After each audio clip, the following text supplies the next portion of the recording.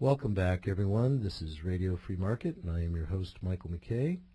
And with me is Mr. Jeff Tucker, and we are talking about the power of manners in human cooperation. And just before the break, I started to ask you this question about how the early thinkers, like Aristotle, missed this point about this inequality of valuation. Why was this wrong, that they thought that valuation was equal, or as you put it, commensurate? Right, that's exactly the word that Aristotle used in trying to come to terms with the existence of economic exchange. Of course, the ancient thinkers they understood many things. They did not understand economics. Mises begins his book Human Action by observing that economics was a very late science in its development. Could I interrupt you on that point? Do you believe that it was because there wasn't widespread wealth at that particular time? Well, I think part of the problem, it's hard to know for sure, but in the ancient world, traders and merchants were considered to be a very low class of society. And there weren't a lot of people that, I was in Ephesus in Turkey a couple of years ago, and I was surprised to find out that out of the 250,000 people that lived there in the second largest city in the Roman Empire, 80% of them were slaves. And they knew this because the amphitheater could hold 25,000 people, and they knew that that would be the top 10% of the population. The other 10% wouldn't be allowed to come into the stadium, and the 80% would be just slaves. And so it has always been my interest on this particular point. I just thought I'd ask you to comment on that. It is a fascinating thing how the ancients all regarded the merchants as just barely above the slave class in terms of their social value. They didn't really understand it.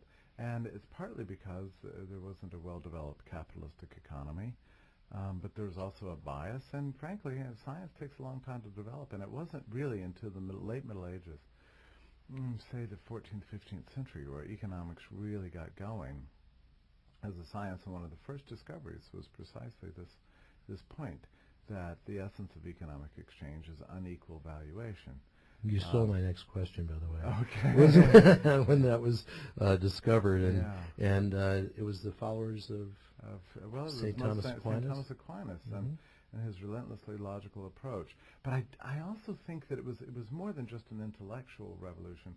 You began to see in the Middle Ages, late Middle Ages, a rise of prosperity, and there was more to explain. You know, when the middle class began to grow in wealth, and we began to see a thriving merchant class. When serfs became consumers. That's right, and where the merchants became richer than the aristocrats, which happened actually very early on.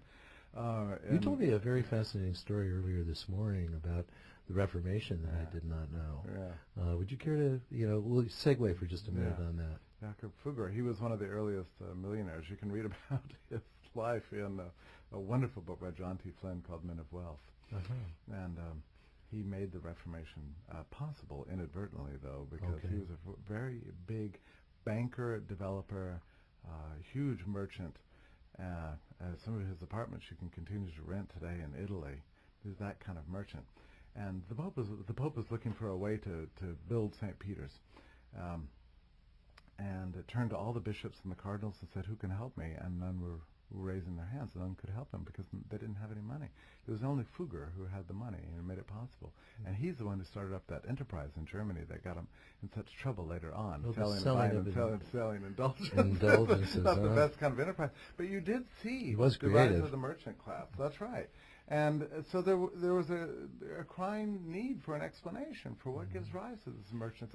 Clearly, the merchants are more valuable to us than we knew.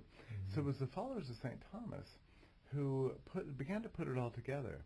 Now, I must say, you asked about in our own times, intellectuals today who are only reading the church fathers and the ancient philosophers about economics are going to miss so many important insights because they're not reading forward enough. You have to really get to the late scholastics to come to understand economics.